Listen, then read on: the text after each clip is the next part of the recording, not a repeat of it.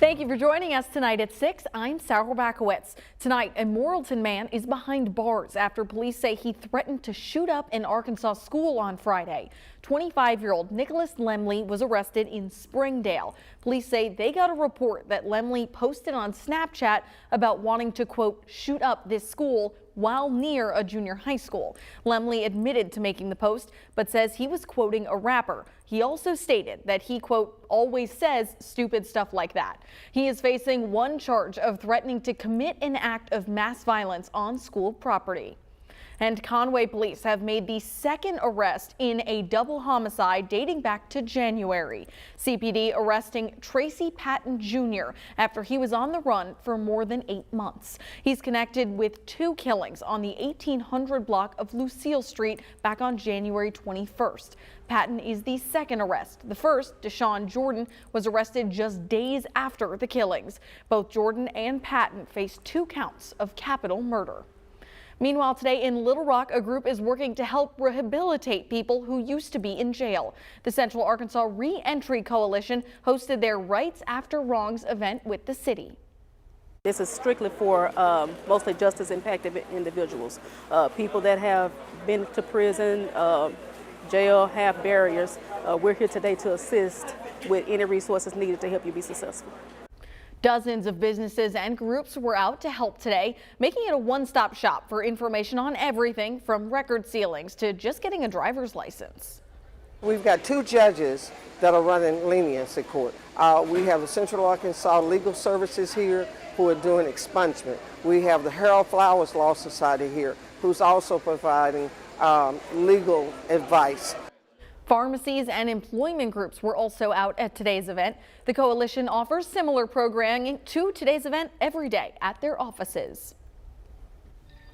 Sure was a beautiful day across the natural state, albeit a bit on the warm side. Some of our temperatures actually reached into those 90s. Now, here this evening, temperatures have started to back off. 87 currently in Little Rock, temperatures in Pine Bluff sitting at 88 degrees. Further into northwestern Arkansas, Fayetteville, all ahead of the Razorback game this evening. We've had a little bit of cloud cover, and that's helped keep those temperatures a bit more comfortable, sitting right now at 79 degrees in Fayetteville. We've had a good mix of sunshine and clouds today. Meanwhile, there is a very weak front off to our west. That cold front slowly will be working its way through the area this evening. Could result in a couple of sprinkles. That chance of rain less than 20% at this point. In fact, our evening shaping up to be quite comfortable. We'll fall into the 70s by 8 p.m. Eventually, when you wake up tomorrow morning, into the 60s. It's just that time of the year where our mornings are cool and our afternoons are warm. 90 tomorrow's high temperature under a mostly sunny sky. Sunrise coming up tomorrow morning at 6:53. Next week looks warm as well, above average temperatures likely.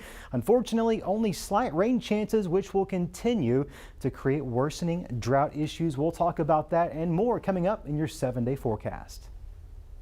What's now a post-tropical cyclone was Hurricane Lee, and it's still hitting parts of the Northeast and Canada. Preparations for the storm have been happening all week after the storm originally hit parts of Bermuda.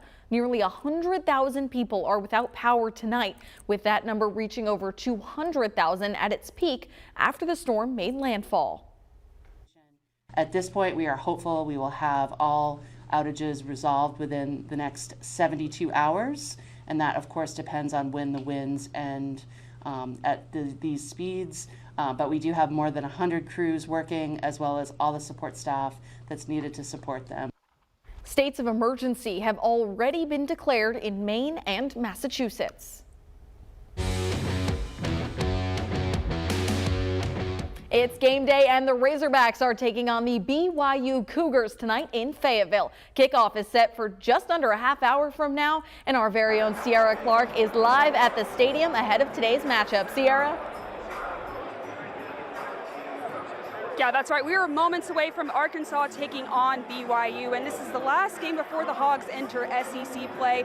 Both teams are 2-0 right now. Of course, Arkansas took down BYU last year, but this is a whole different game right here in Fayetteville compared to the game in Provo. Of course, the Hogs have had their offensive struggles, and they're still getting used to everything with, of course, Rocket Sanders is out, and the season is still early, but this game is so important because the Razorbacks are away from Fayetteville for about a month after this game, so it's really important for them to get it together in this one, and the fans are excited, of course. I spoke to a lot of fans. A lot of them are quite nervous, but the Hogs, the players, they're ready to put on a show and get this thing going.